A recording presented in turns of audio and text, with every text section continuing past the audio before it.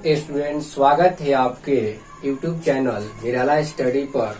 तो प्यारे बच्चों, यूनिट 4 में आप लोग देखिए, आज आप लोग की सिखाएंगे औसत दर और इसमें कुछ नोट में भी आपको सिखाएंगे। तो इसलिए इस वीडियो को आप लोग शुरू से लास्ट तक भी देखिए, तभी आपको समझ में आएगा। यहाँ पर देखिए कर है कि औसत दर यानी एवरेज रेट, यानी अभिक्रिया का क्या औसत दर, इसी को बोला जाता है एवरेज रेट। तो इसको भी हम लोग रिप्रेजेंट जो करते हैं छोटा आर से ही करते हैं, लेकिन छोटा आर में आप यहाँ पर ए और भी लिख लीजिएगा ताकि आपको पता चल जाए कि ये क्या है, एवरेज रेट है। तो सबसे पहले देखिए एवरेज औसत का मतलब क्या होता है। औसत की कहने का मतलब है, जिसे मान लीजिए किसी चीज का अगर औसत अगर आपको निकालना है, जैसे आप गाड़ी चला रहे हैं तो 40 के भी स्पीड में आप चलाते हैं, 20 के भी स्पीड में, कहीं मार्केट आ गया तो 10 का भी स्पीड हो जाता है। तो ऐसे होता क्या है कि आपको एक औसत एवरेज बताना पड़ता है। तो आप क्या कहेंगे कि मान लीजिए कि हम गाड़ी चला रहे थे 10, 20 इस तरह से नहीं बताएंगे। उसको आपको क्या करना पड़ेगा कि एक सभी को जोड़कर जितना बार आप चेंजिंग किए होंगे उससे क्या करना है, डिवाइड, तब आपका औसत निकलता है। तो यहाँ पर औसत दर का मतलब आपका कीजिए, समझिए। सबसे पहले जैसे आपको हम अभिक्रिया का दर में बताए हैं, इसका भी फॉर्मूला वही लगेगा, लेकिन ये जो होता है अधिक समय के लिए, नहीं ज्यादा टाइम के लिए होता है। ठीक है, तो चलिए सबसे पहले इस फॉर्मूले को आप देखिए, उसके बाद आपको समझाने के बाद, आप तो जानते ही हैं कि हम इसमें नोट भी आपको कराएंगे, डिफिनेशन भी। तो पहले ध्यान दीजिए, यानी आर सी से क्या करते हैं हम लोग, रिप्रेजेंट करते हैं। तो आर और यहाँ पर ले लेंगे आर ए क्या भी, यानी औसत दर, अभिक्रिया का क्या औसत दर आर ए भी से रिप्रेजेंट करते हैं। अब यहाँ पर ध्यान रखना है कि अभिकारक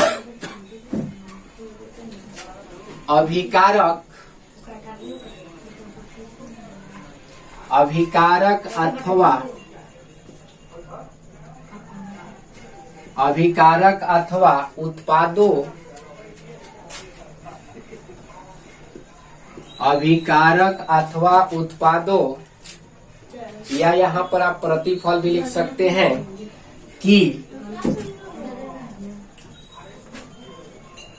संदर्भता में परिवर्तन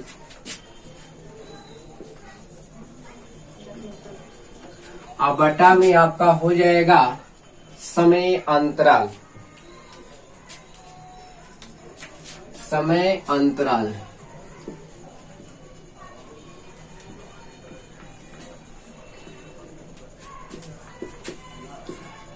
तो इस चीज को हम लोग, समय अंतराल को आप डेल्टा टी से भी दर्शा सकते हैं। अब यहाँ पर देखिए अभिकारक अथवा उत्पादों की संदर्भता में जो परिवर्तन होता है, लेकिन ये ज्यादा टाइम के लिए होगा। जैसे आपको अभिक्रिया का दर पढ़ाया गया है पीछे, तो ये ज्यादा टाइम के लिए होता है। तो इसको हम लोग एक और तरीके से लिख सकते हैं, आर भी यानी औसत दर। देखिए इसको लिखा जा सकता है डेल्टा एक्स बटा में डेल्टा टी। इस तरह से भी आप क्या कर सकते हैं, इसको रिप्रेजेंट कर सकते हैं छोटा में। तो अब आप लोग क्या कीजिए कि औसत दर का डिफिनेशन लिख लीजिए, हम आप लोग को लिखवा दें।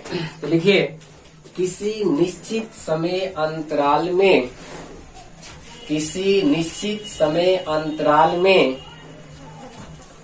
किसी अभिकारक या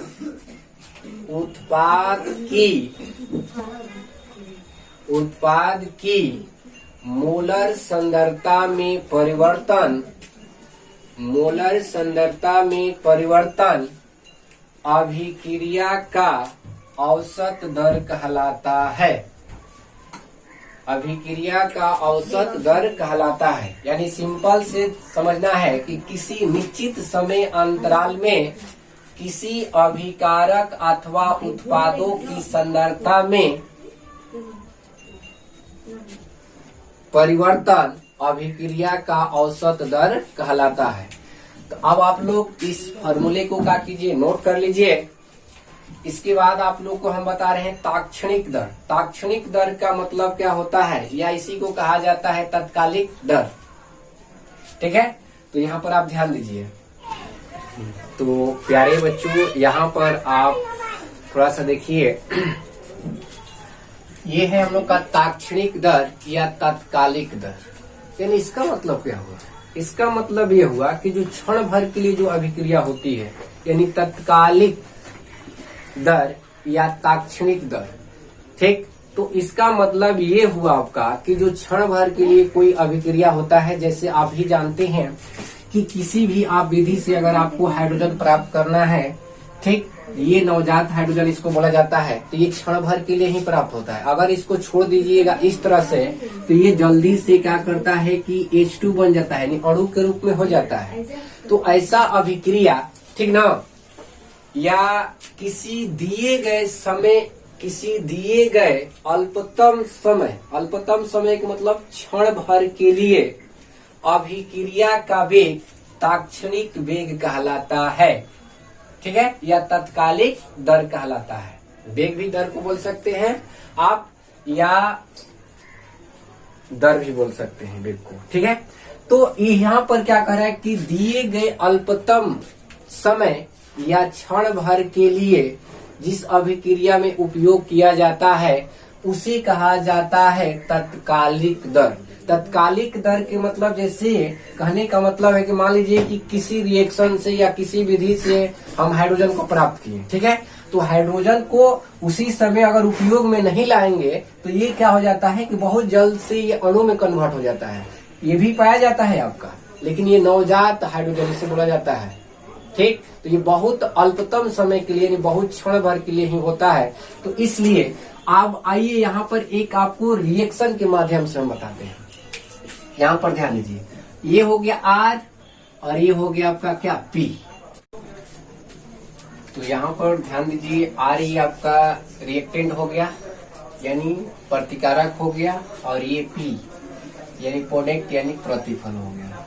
तो इसमें हम लोग को तात्क्षणिक दर या तत्कालिक दर अगर ज्ञात करना है तो आप किस तरह से इसको क्या कर सकते हैं, ज्ञात कर सकते हैं। तो ध्यान दीजिए, इसका अगर रेट ऑफ तत्कालिक यानी तात्क्षणिक दर, या इसी को तत्कालिक दर भी बोला जाता है, अगर आपको रेट इसका पता करना है तो देखिए ये किस तरह से लिखा जाता है।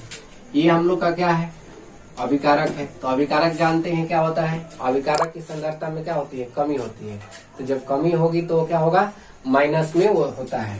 तो यहाँ पर हो जाएगा।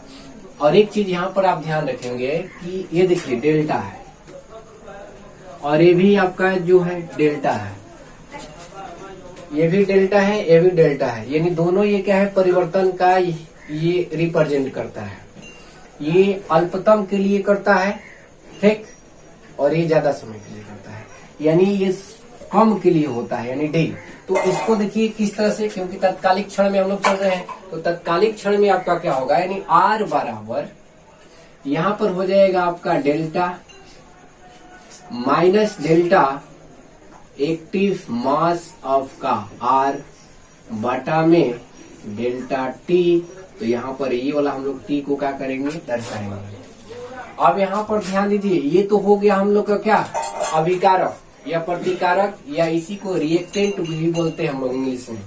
अब यहाँ पर ध्यान दीजिए कि अगर इसी का हम लोग का अभिक्रिया यानी तत्कालिक दर अगर पता करना है प्रोडक्ट में, तो प्रोडक्ट में आपका क्या होता है, प्लस होता है।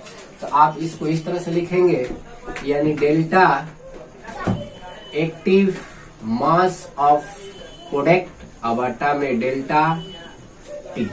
तो यहाँ पर ये वाला डेल्टा लगेगा, ये दोनों डेल्टा का ही चिन्ह है, और ये दोनों क्या है, आपके परिवर्तन का ही चिन्ह है। ठीक है, तो अब यहाँ पर आपको ये जो हम लिखे हैं R बराबर, तो इसी चीज को आप इस तरह से भी लिख सकते हैं। कहीं कहीं पर आपको बुक में या अलग अलग बुक में आपको इस तरह से क्या होता है कि मिलता है। तो हर चीज को आपको जानकारी रखना बहुत जरूरी होता है कि कौन सा किस तरह से लिखा जा सकता है, किस तरह से होता है। तो प्यारे बच्चों इसको इस तरह से भी हम लोग लिख सकते हैं, यानी डेल्टा x बटा में डेल्टा क्या t। ठीक है, तो अब चलिए नेक्स्ट, बंद है ना ये वाला पूरा हम लोग बंद करना। तो प्यारे बच्चों यहाँ पर एक चीज आप लोग नोट में समझिए, यानी द्रव्यानुपाती क्रिया का नियम, यानी लॉ ऑफ मास एक्शन। तो लॉ ऑफ मास एक्शन क्या है, ये भी हम लोग का एक क्या है, अभिक्रिया की दर पता किया जाता है इससे भी, इसको भी रिप्रेजेंट हम लोग R से करते हैं। ठीक है, तो यहाँ पर ध्यान दीजिए कि इसका परिभाषा क्या है, सिंपल सा, यानी अभिक्रिया का दर, यानी अभिक्रिया के दर अभिकारकों की सक्रिय मात्राओं के गुणनफल के समानुपाती होता है। अगर इसको हम लोग सिंबल से लिखना चाहें तो किस तरह से लिख सकते हैं, यानी R समानुपाती A active mass of A into active mass of क्या B। जैसे कि कोई रिएक्शन अगर आप मान लीजिए कि A प्लस B लिए हैं, तो इसका अगर दर आपको पता करना है तो यहाँ पर ध्यान दीजिए, ऐसे आपको ये पीछे भी क्लास में फर्स्ट ईयर में भी बताया गया होगा, यानी द्रव्यमानुपाती क्रिया का नियम, कहने का मतलब कि R जो है डायरेक्टली प्रोपोर्शनल होता है अभिकारकों की सांद्रता। तो यानी यहाँ पर जैसे कि A और B जो है हम लोग का क्या है, अभिकारक है, तो यहाँ पर देख रहे हैं कि R समानुपाती A इंटू क्या है B, यानी active mass of A into active mass of क्या B। तो यहाँ पर आप अगर ये समानुपाती हटाएंगे तो कोई नियतांक आपको लेना पड़ेगा, तो यहाँ पर हो जाएगा आपका K A active mass of A into active mass of क्या B। तो इसी चीज को चलिए अब आपको हम एग्जाम्पल में समझाते हैं कि किस तरह से ये कंडीशन होता है। जैसे ये भी हम लोग का क्या है, अभिक्रिया की दर ही है। ठीक, तो इस अभिक्रिया को दर के लिए आपको यहाँ पर हम एग्जाम्पल एक दे रहे हैं, उसी एग्जाम्पल से आप क्या समझिए। और इसमें आपको ध्यान रखना है कि सिर्फ इसमें अभिकारक, क्योंकि देखिए यहाँ पर क्या कर रहा है, अभिक्रिया का दर अभिकारकों के सक्रिय मात्राओं पर, यानी अभिक्रिया की सक्रिय मात्राओं के गुणनफल के समानुपाती होता है। तो चलिए अब यहाँ पर आप ध्यान दीजिए एग्जाम्पल, जैसे यहाँ पर A हो गया हम लोग का A और A हो गया B, एरो का चिन्ह C प्लस D, ये आप जानते हैं। और इसी में मान लीजिए यहाँ पर हम कुछ भी ले लिए, यानी 3 से 3 है इसमें और ये 4 है। ठीक, ये आपका 6 है, ये 8 है, कुछ भी है, उससे कोई मतलब नहीं। यहाँ पर एग्जाम्पल से आप मतलब रखिए। अब यहाँ पर देखिए कि इसको हम लोग रेट ऑफ रिएक्शन यानी दर कैसे पता करेंगे, द्रव्यमानुपाती क्रिया के हिसाब से। तो कहने का मतलब ये है कि आप यहाँ पर ध्यान दीजिए, यहाँ पर ये R समानुपाती, ये रिएक्टेंट हम लोग का क्या है, A है, तो यहाँ पर हम लोग लिखेंगे A active mass of A। लेकिन यहाँ पर देखिए इस तरह से अगर आपको दर निकालना है तो यहाँ पर कितना दिया है, 3, तो इसका पावर 3 कर दीजिए। यानी इसका मतलब क्या हुआ कि ये जो आप देख रहे हैं 3A है, इसको आपको 3 बार इस तरह से लिखना पड़ेगा, तो इसलिए इसको आप क्या कीजिए कि पावर में 3 लिख दीजिए। यानी सिंपल से आपको यहाँ पर ध्यान रखना है कि जितना यहाँ पर इंटू में दिया रहे, और R हम लोग रिएक्टेंट पता कर रहे हैं किसके नियमानुसार, द्रव्यमानुपाती क्रिया के नियमानुसार, तो जितना यहाँ पर दिया रहे उसका पावर उतना आपको क्या करना है, लिख देना है। फिर इनटू यहाँ पर हो जाएगा एक्टिव मास ऑफ V, और इसका पावर कितना हो जाएगा, 4 हो जाएगा, क्योंकि 4 यहाँ पर दिया है और प्रतिफल से कोई मतलब इसमें नहीं रहता है। ठीक है, तो इस तरह से इसका क्या किया जाता है, आगे भी इसका आवश्यकता लगेगा। अभिक्रिया की कोटि कैसे पता किया जाता है, तो यहाँ पर देखिए R बराबर K, और यहाँ पर हो जाएगा आपका a के पावर 3 इंटू b के पावर क्या 4। तो इस तरह से इसका रेट आप क्या कर सकते हैं, पता कर सकते हैं। तो चलिए आज के लिए आप लोग का क्लास यहीं पर हम समाप्त करते हैं, लेकिन इससे पहले आपको हम बता दें कि नेक्स्ट वीडियो जो है आपका, आप लोग जैसे कि अभिक्रिया की दर को प्रभावित करने वाले कारक, यानी बहुत इम्पोर्टेंट चीज है कि अभिक्रिया की दर को कौन कौन से कारक क्या कर सकता है, प्रभावित करता है। तो चलिए आज के लिए इतना ही, धन्यवाद।